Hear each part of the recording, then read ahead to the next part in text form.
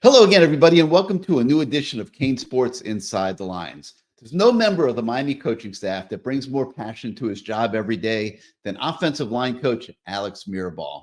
You see the results in the recruiting that's taken place at that position over the last couple of years, and you're seeing the results and will continue to see the results this season with the performance of that position group on the field.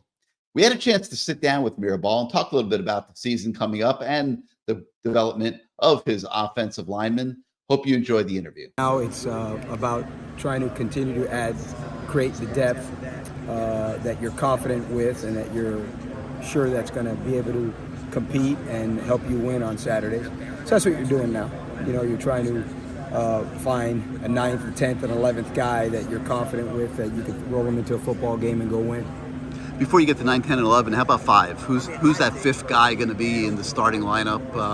Possibly at left guard, but you cross-train all these guys? Yeah, they're all cross-trained. You know, we'll rotate about 8, 9 guys with the ones, you know, to see who those guys are going to be. You know, so it's something that obviously Coach Cristobal, you know, we have an organizational chart. So everybody gets stuck on depth chart. We call it organizational chart because we've got to be able to go through practice, right? I mean, we've got the 1s, 2s, the 3s will go. There's certain times that we'll have 4 groups going, and you've got to have a depth chart to be able to accomplish all those reps in practice, right? So, and then you have a game depth chart, which is completely different, right? Just because you're the second left tackle at practice does not mean you're the second left tackle in a game. Right? So you've got two completely different beasts, right? And it's the same with the defensive line, same with the linebacker group, right? So what we're doing now in practice is we're trying to find out who's the next best guy, right? So who's the best offensive lineman, the second, the third, fourth, fifth, sixth, and then go from there, right? Our starting left tackle, you know, Jalen Rivers was a left tackle in high school, right? Matt McCoy, he was a left tackle in high school, right? Our center was a left tackle in high school. Our right guard was a left tackle in high school, Inez Cooper. Sampson was a left tackle in high school. Cece was a left tackle in high school. So it's just about getting the next best guy in there, you know. So they'll just work through it. There's no starters right now. It's like Coach calls it. We don't call it depth charts, organizational charts. Let them compete, and we'll figure out who the best 5 are. Is it a true competition? You really don't know yet how you're going to line it up? Jalen Rivers will be out there. Yeah. Jalen Rivers will be out there. You know, Zack Carpenter will be out there. Inez Cooper will be out there. It's a competition. I mean, it truly is. Now, I've got the insight. I'm not going to give the insight. I got the insight as to I've seen them every day in the summer, right, and all that. So the competition has been going on since January. Competition went through spring football. Competition continued in the summer, and it'll continue during fall camp. You know, but it'd be foolish for me to share who I think is at the front. Someone's got to start out every day, but yeah, it is a competition. I mean, it's real. You haven't had this many guys. No, our and that's a good thing, yeah. Right? And so when we recruit, it's about recruit and develop, right? It's not recruit and they stack on wood. They're not going to develop on their own. You know, we have 19 guys in the room now, which is a lot, which is awesome. And that's hard to do at the University of Miami, you know, because the University of Miami is a private school, so it's hard to get walk-ons, right? So we've got 4 walk-ons in that room right now, which is a lot at the University of Miami. We'll have 19 bodies there, but that depth is important, you know, because it makes your program is as strong. Your team, if you're the Miami Dolphins, you're as strong as your 53rd player, right? So everybody worries about the top of the roster, but it's also the bottom of the roster is extremely important because those guys are going to be your scout team guys. They're the ones that are going to get your starters ready, right? So you want guys that could possibly be starting at other schools, right, to be on your scout team, because then it's a real look for Ruben Bain. It's a real look for Mesidor. It's a real look for Barron. It's a real look for those guys, right? So we feel that that's where I think as a program we've really elevated ourselves. Talk about the cross training a little bit. You know, why you like to cross train everybody. I think it's because of what I was talking about is the fact that your job is always to get the next best player on the field, right? It's not to get the next, well, that guy's been taking all the backup right guard reps at practice. Well, you might have to do that in a game to get out of that game, right?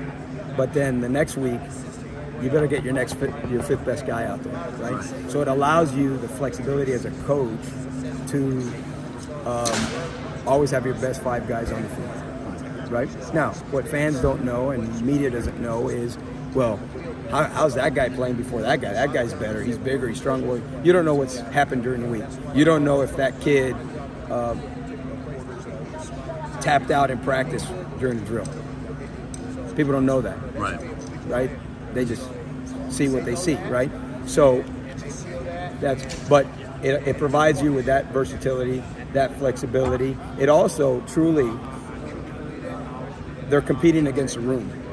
You know, you're not competing against the guy in front of you. You're competing against the other 19 guys in the room. And, you know, we're going to play the best 5 guys. We've done it since we've been here.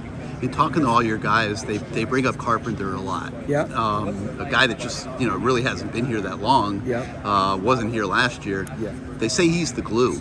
That he is embracing that role as the center. Yeah. And has put in the time learning, and he's the glue. So he was raised to play center, right, by his grandfather. His grandfather was an offensive line coach.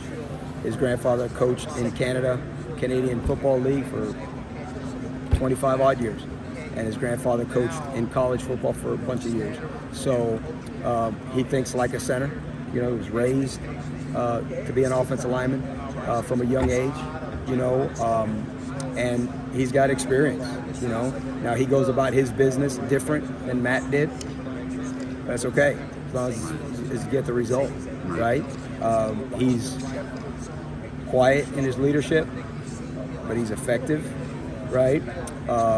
He's in the meeting room. He takes over the meeting room in terms of, hey, this is 4 down. Hey, this is what we're supposed to be doing. You know, he takes the control when they're in there by themselves. He's got the remote because he's a center. He's got the remote. So when you're the center, you're forced to be in a leadership position. I mean, if not, that's part of what you do as a coach, right? Is can he lead with his hand on the ball? Because he's got to. When you're a quarterback, I don't care what, you've got to be a leader. If you're not a leader, just because you play quarterback doesn't mean you're a leader. But your quarterback better be a leader.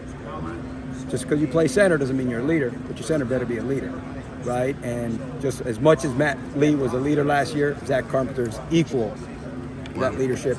You might go about it differently, but it's still effective in its own way. And the fact that the players told you that is all that you guys need to know, right? It doesn't matter what I say. Right. It's what they say. Why? Because they know that he's going to get them on the right page.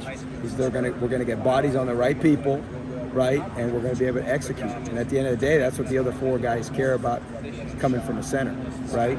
And like I tell the center, you can't hesitate. You can't say, oh, it's 4 down. Oh, no, it's odd. No, because now they don't believe you, right? So it's not only what he's saying, is the confidence, the conviction, and the inflection of his voice in how he says it. So to sum it all up, it sounds like you're pretty happy with what you're going to battle with here. Absolutely. This season. Yeah. Absolutely, and it's why we recruited these guys, right? Whether it's recruiting them out of high school or in Zach's case, out of the transfer portal. It's how we've developed them. Right, you know, I'm proud of the fact that we've only got 1 transfer portal offensive lineman. You know, these are our guys, right? That we've developed in the mentality and stuff like that. And when you go into the transfer portal, you better make sure you go get a guy that fits the personality and the mentality of that room, and Zach does in spades, right? And they like to work. You know, they like to work. They like to be around each other. You know, this team and the offensive line, but the team in general, they enjoy being around each other. You know, and tremendous leadership. There's a tremendous leadership in the offensive line room, tremendous leadership on the offense and in the team with the guys that we brought in. All right, Coach. Well, we're looking forward to seeing it. Appreciate it. We look forward to doing it. Thanks for your time.